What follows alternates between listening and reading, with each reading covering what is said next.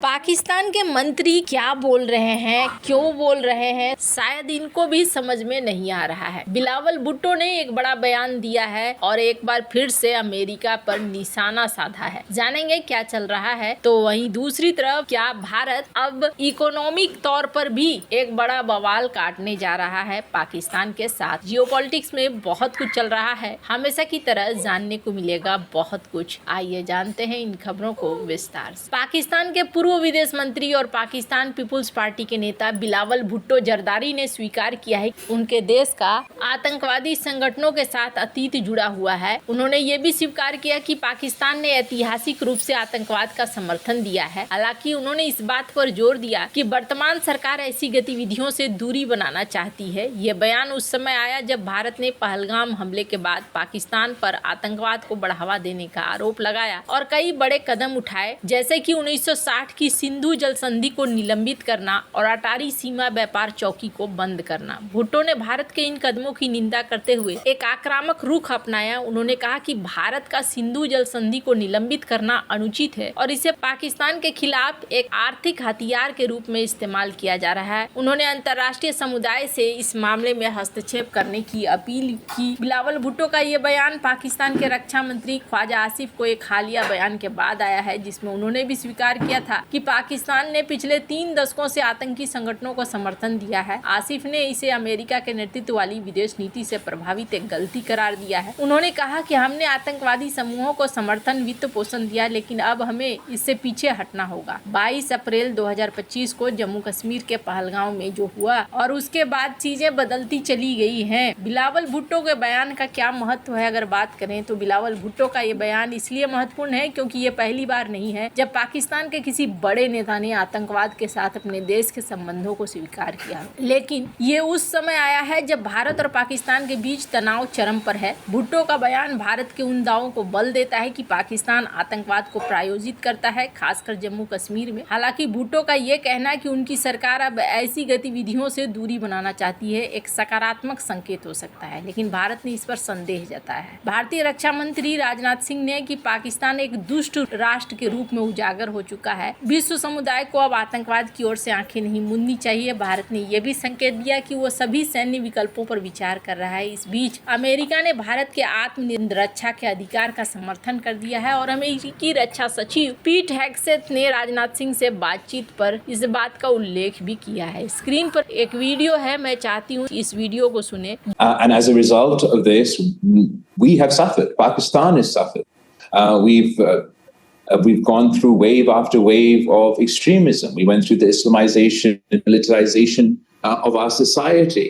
But as a result of what we suffered, we also learned our lessons. We've gone through internal reforms in order to address this problem, not only for us, but also as a concern of the international community. So as far as Pakistan's history is concerned, it is history.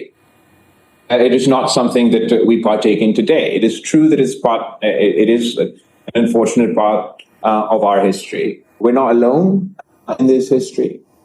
When, for example, in the first Afghan war, the Pakistani state and the Pakistani dictatorship at the time funded and supported and in every way possible the Mujahideen to take on the communists in Afghanistan. We did that in coordination and collaboration with Western powers.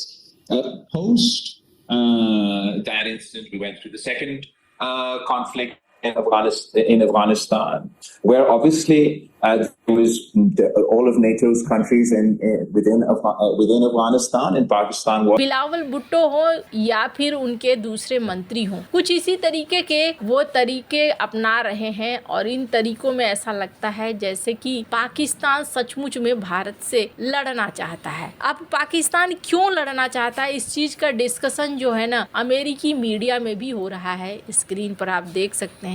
How many manufacturing shops have shut down and told their employees you don't have any jobs for 3 to 6 months? How many of them? Did you hear about what Apple just announced? The 60 million iPhones that they make per year that's being moved to India. You think they like that? Don't you see now that China's poking the bear with India and Pakistan trying to instigate the proxy stuff? Why do you think they're doing it? They're so worried because if the world realizes कहा जा रहा है कि China यहाँ चाहता है कि भारत और पाकिस्तान के बीच में लड़ाई हो ताकि चाइना मदद कर दे पाकिस्तान की, और ऐसा इसलिए चाहता है ताकि आईफोन का जो पूरा सेटअप है वो जा रहा है इकोनॉमिक तौर पर कहीं ना कहीं। अभी एक और चीज देखने को मिल रहा है कि पाकिस्तान की इकोनॉमी में पहले से ही बड़ी मुसीबत है। जम्मू कश्मीर के पहलगाम में 22 अप्रैल 2025 को हुए आतंकी हमले के बाद जंग के डर से पाकिस्तान का स्टॉक मार्केट भी थर-थर कांप रहा है। हर दिन पाकिस्तानी इंडेक्स गिरावट का एक नया रिकॉर्ड कायम कर रही है। कल यानी कि 1 मई 2025 को पीएम मोदी की हाई लेवल मीटिंग का डर ऐसा बैठा कि पाकिस्तान के बाजार में 3500 की गिरावट आ गई। 22 अप्रैल से 30 अप्रैल के बीच पाकिस्तान का बेंचमार्क KSE 100 इंडेक्स करीब 8000 पॉइंट धड़ाम हो चुका है। हालांकि बड़ी गिरावट के बाद 2 मई पाकिस्तान का स्टॉक मार्केट थोड़ा संभला। अप्रैल के आखिरी दिन PSX पर बड़ा ब्लडबाथ हुआ है। बुधवार को KSE 100 इंडेक्स एक ही दिन में 3545 पॉइंट धड़ाम हो गया। और जिस तरीके से यहाँ पर दिक्कतें हो रही हैं,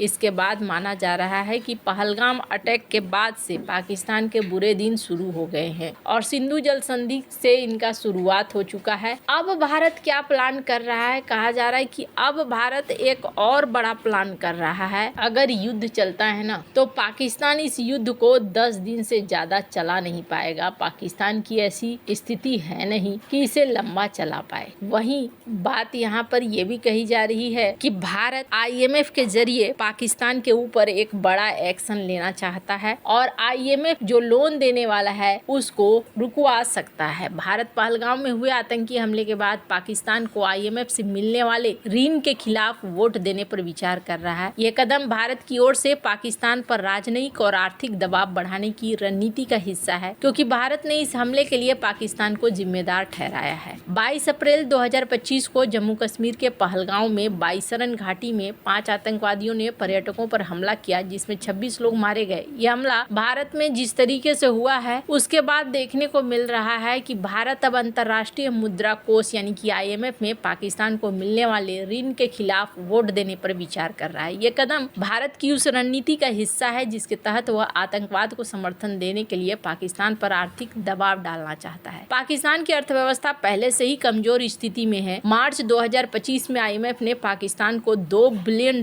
का ऋण मंजूर किया था, जिससे उसकी अर्थव्यवस्था कुछ राहत मिली। पाकिस्तान ब्यूरो ऑफ स्टैटिस्टिक्स के अनुसार पाकिस्तान में महंगाई की दरें गिरी, जो कि 3 दशकों में सबसे कम थी। हालांकि पहलगाम हमले के बाद भारत के राजनयिक और आर्थिक कदमों ने पाकिस्तान की रिकवरी को खतरे में डाल दिया है। यहाँ पर अगर ऐसा कुछ होता है तो ये पाकिस्तान के लिए ना दोहरी मुसीबत है, जिसे पाकिस्तान खुद बुला रहा है। वैसे आपको बता दूं, अब यहाँ पर कई सारे बदलाव देखने को मिल रहे हैं। बिलावल भुट्टो ने एक बार फिर से सिंधु नदी की बात की है, आपत्तिजनक टिप्पणी की है। सिंधु का पानी रुका तो जंग होगी, पहले भी कहा था लेकिन अगले दिन पलट गए थे। अब एक बार फिर से देखने को यहाँ पर मिल रहा है कि फिर से ऐसी ही बातें ये कर रहे हैं, बेसिर पैर की बातें कर रहे हैं। इनको खुद भी समझ में अभी नहीं आ रहा है कि आगे क्या होगा और किस तरीके से होगा। वैसे आपको क्या लगता है इन सब मामले में? आपकी क्या राय है? कमेंट कर जरूर बताएं। जल्द मिलते हैं अगले वीडियो में नई खबर के साथ।